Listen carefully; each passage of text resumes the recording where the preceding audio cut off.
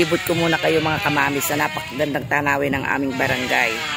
Nueva Ecija ho ito mga kamamis. Yan. Land of the rice. Land of the vegetable.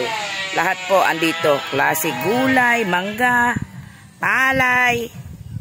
Napakayaman ho ng bayan ng Nueva Ecija. Yan ho. Ililibot ko ho kayo sa aming barangay at sa aming bayan. Oh, hello mga kamamis. Hello mga kamamis. It's time to dilig-dilig na naman. Magdidilig kami. Yan. Kami po nauna.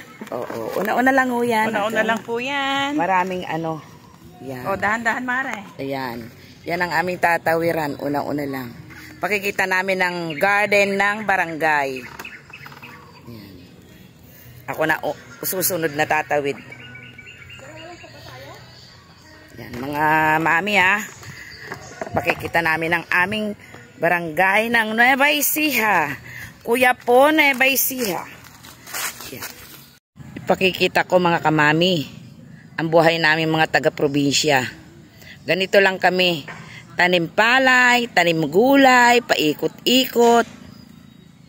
Yan lang ang buhay namin dito sa baryo. Yan, maraming laman to. Walang hulog itong fish pan na to. Kaya lang kusang nabubuhay ang mga isda rito. Bulig, hito, tilapia, kung ano-ano pa. At karapit ilog lang din siya lahat to. Diba?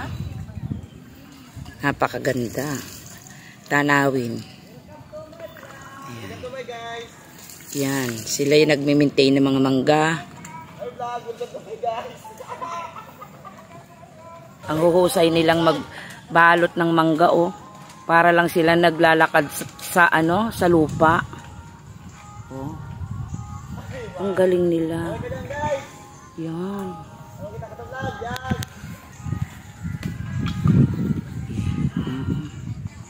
Kahusay nila. Nandito na yung mga kasama kong ibang mamis. Ayan, nagdadatingan sila. Isa-isa. Yun, yung ibang garden namin dun. Yan mga kamamis. Isa-isa dumarating kasi may mga batang sinusundo. Galing po silang duty sa barangay. Pinasyalan nila ating garden. Ang ganda na oh. Maganda pala paghapon dinidilig no. Tapos basang-basa. Buhay na. Tingnan mo oh, parang kailan lang yung talong natin, di ba niliit? Ang lalaki na. Ako naman ang nabigla. Oo nga, buhay na, no? Lahat, ano? Muuna na ako mga mami at mayroon akong gagawin. Kasunod ko na rin pala ang mga kamamis. Ayan mga kasama ko nagdilig na mga kamamis. Hapon na naman. Bukas uli.